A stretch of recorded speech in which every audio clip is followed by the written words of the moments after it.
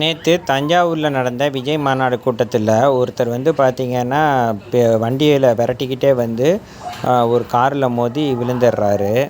இந்த மாதிரி எத்தனையோ வாட்டி விஜயே சொல்லியிருக்காரு, என் வண்டி பின்னாடி வராதீங்க, என்னை விரட்டிட்டு வராதீங்கன்னு சொல்லி கேட்காம வந்திருக்காங்க.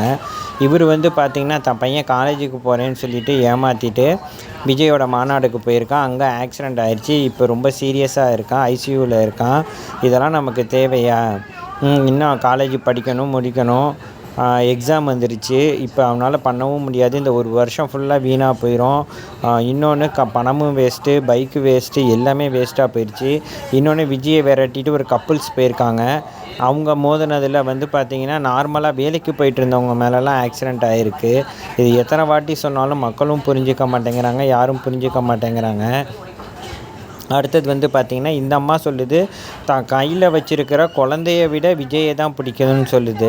இவ்வளோ பைத்தியங்களாங்க இருப்பாங்க? யாராச்சும் குழந்தைய பிடிக்கலன்னு சொல்லுவாங்களா? குழந்தைய விட விஜயை தான் பிடிக்குன்னு சொல்லுது.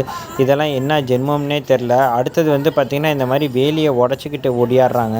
இப்படி வேலியை உடச்சிக்கிட்டு ஒடியாடுறவங்களுக்கு பார்த்திங்கன்னா ஒருத்தங்க கீழே விழுந்துட்டாலும் பின்னாடி வரவங்க ஏறி ஏறி மிதிச்சா சாக வேண்டியதான். இன்னொன்று இந்த மிருதன் படத்தில் வர காட்சியை அப்படியே பார்த்திங்கன்னா கண்ணு முன்னாடி கொண்டு வந்திருக்கிறதா நேற்று சன் டிவியில் போட்டாங்க. இவங்கெல்லாம் திருந்தவும் மாட்டாங்க, திருத்தவும் முடியாது.